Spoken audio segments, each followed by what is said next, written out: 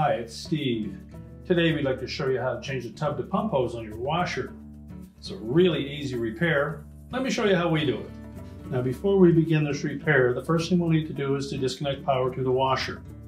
So you either locate the electrical panel, turn off the appropriate breaker, or remove the appropriate fuse, or pull the washer far enough forward that you can unplug it. Now our next step will be to actually pull that washer ahead just slightly so that we can tilt the console back out of the way. Now with the washer slightly forward and the power disconnected, on this style we'll need to remove the end caps to release the control panel from the main top. So to remove those end caps, you need a stiff putty knife. We're just going to go in the back at the top here, just pry up slightly. We'll disengage some plastic tabs, tilt it forward, and disconnect it from the sides and the bottom. We'll do the same on the opposite side. Just fit the putty knife in this area, gently pry up on that until it's released, and then carefully lift it away from the front. Now with the end caps removed, our next step will be to remove two retaining screws that go down through the bottom of that console. They're on about a 45-degree angle. Now, you may not need to remove those completely, but they'll have to come out pretty much all the way. And then we'll pull the console just slightly forward on both sides, and then tilt it backward. And that will get that out of the way. Now with the screws removed, we're next going to just pull the bottom of that control panel slightly forward, and then tilt it back and up out of the way. Now the first thing we're going to do is to disconnect the lid switch, lift up on the locking tab, remove the connector, and just tuck that out of the way. And there are two spring clips that secure the back panel to the cabinet, so we'll need to remove those next. So using a flat blade screwdriver, we'll go into the front slot, and there's a hook on the bottom of that spring bracket. We're just going to catch that hook with the blade of the screwdriver, pry it forward. That will release the spring from the square or rectangular opening in the main top, and we can lift that off. How we remove that clip is we placed our screwdriver down into that hook on the front of it and pry this edge away from the opening in the cabinet. So we'll set that aside. Do the same on the opposite side.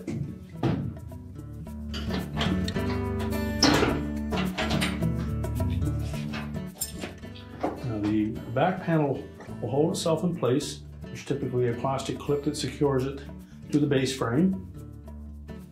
If that clip was broken, you want to make sure that the washer is close enough to the wall that it will only tilt back so far, and then will rest against a stable surface.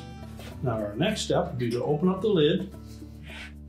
We're just going to grasp the inside edge of that tub opening, and we're going to lift or pull back on that, tilting the back side of that cabinet up. We'll lift it far enough that we can disengage the water injector. Once we have it tilted back, just slide it away from the front of the washer, and then we can set that aside. Now our next step will be to remove the old hose. The original ones would have had this spring-tight clamp on it. So you need a pair of pliers, squeeze the clamp together, push it up onto the hose. The same type of clamp where it comes off the bottom of the tub.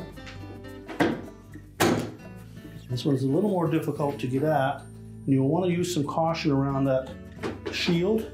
They typically have a fairly sharp edge on them.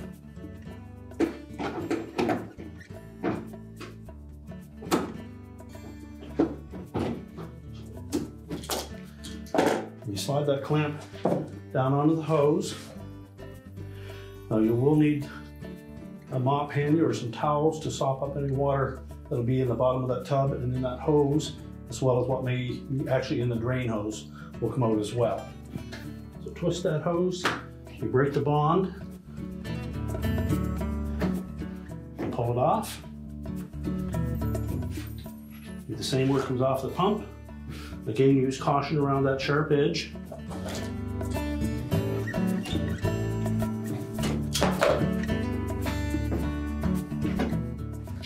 Remove and discard the old hose.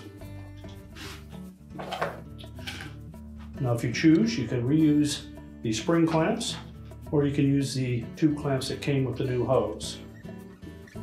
Now before we install that new hose onto the pump in the tub, we'll just moisten the inside edge of that opening so that it will slide on a little easier. So we'll begin by sliding it onto the tub outlet first.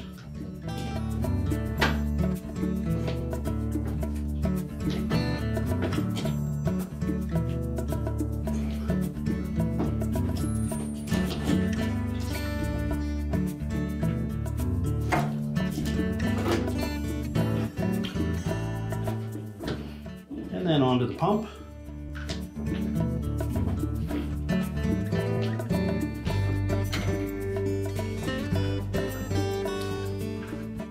Make sure they're fully inserted onto both the outlet of the tub and the inlet to the pump. Line up the clamp.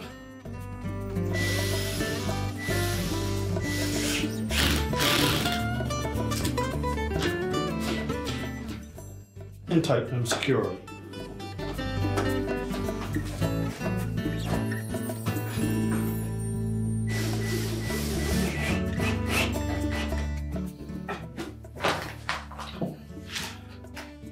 Now with both clamps installed and tightened up, we're ready to put the cabinet back on.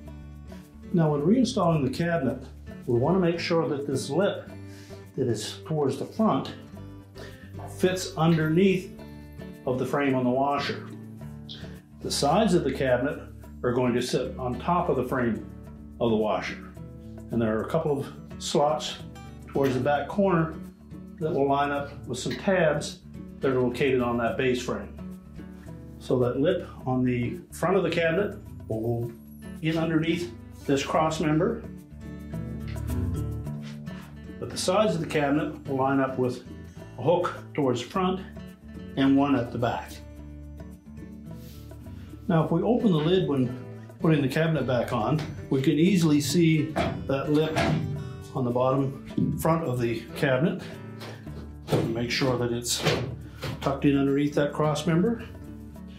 Then simply tilt that cabinet back.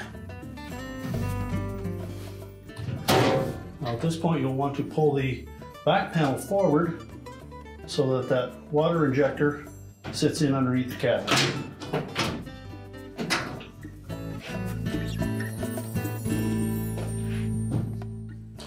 Just inspect both sides. Make sure that that cabinet's set down on those hooks at the back. And if it's properly lined up, the plastic trim on that back panel will be snug with the edge of the cabinet. We'll check both sides. Now, once we know we have it lined up properly, we can go ahead and put the retaining clips back on.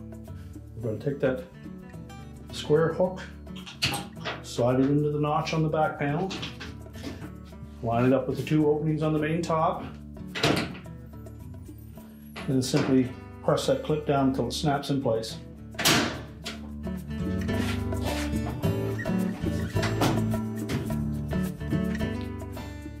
Do the same on the opposite side. You can keep that back panel pushed tight against the cabinet and snap the clip into place. Next, remember to reconnect the lid switch harness. Press it down firmly till the locking tab engages. We can then rotate that console forward. And if your model does not have the plastic retaining straps on it, you want to make sure that the lip at the back of the console hooks in behind the main back. Then we're going to line up the two legs on either side of the end caps with the respective openings in the main top.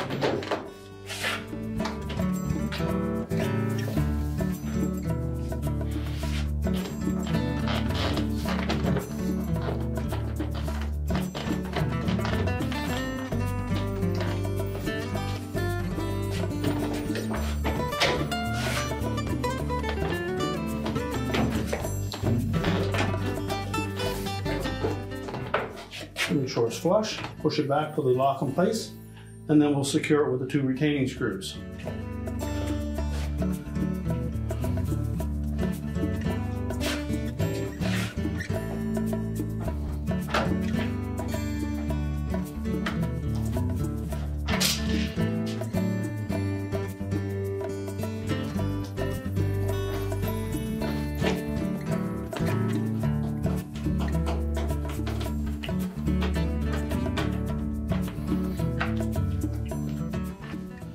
Next, we'll reinstall the end caps.